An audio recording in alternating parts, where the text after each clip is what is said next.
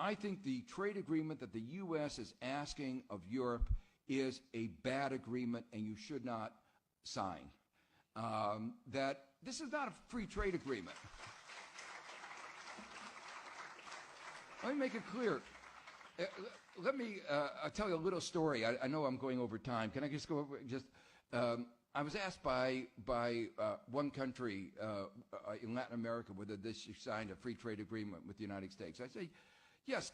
Well, I said there are two problems. First, you could go to the United States and say, I'll sign a free trade agreement. But a free trade agreement would be 3 pages. We get rid of our tariffs. You get rid of yours. We get rid of our non-tariffs. You get rid of your non-tariff barriers. We get rid of our subsidies. You get rid of your subsidies. The United States is not interested in a free trade agreement. Let me make that clear. The United States is interested in managed trade agreements, managed for special interest in the United States, and not even in the interest of the citizens of the United States. So you should make it very clear. That's one of the reasons why the USTR refuses to disclose the negotiating positions even to members of our Congress.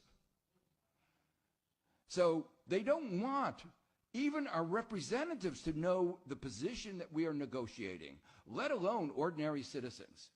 So you want to know some of the provisions? Well, the basic idea is very simple. Tariffs are already very low. So free trade agreement is not about lowering tariffs. They're very, very low. What is it about? Well, it's about things like regulations, environmental regulations, safety regulations, working regulations.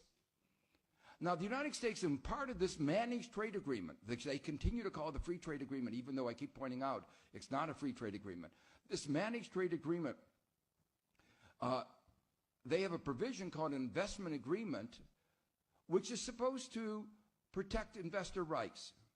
How many of you believe that you don't have a rule of law in Europe, that you need to have additional protection for foreign investors in Europe that you don't give to your citizens?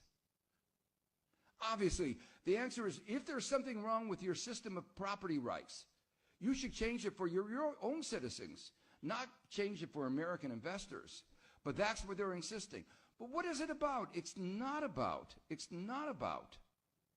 investor protection in that way that I just described.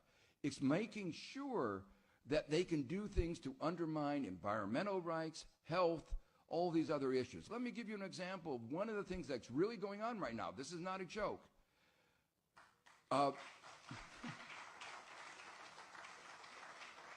Philip Morris is suing Uruguay because Uruguay wants to protect its citizens against poisonous cigarettes.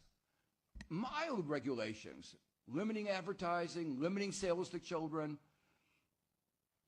But Philip Morris says that's a restraint on trade. We have the right to sell products that kill people.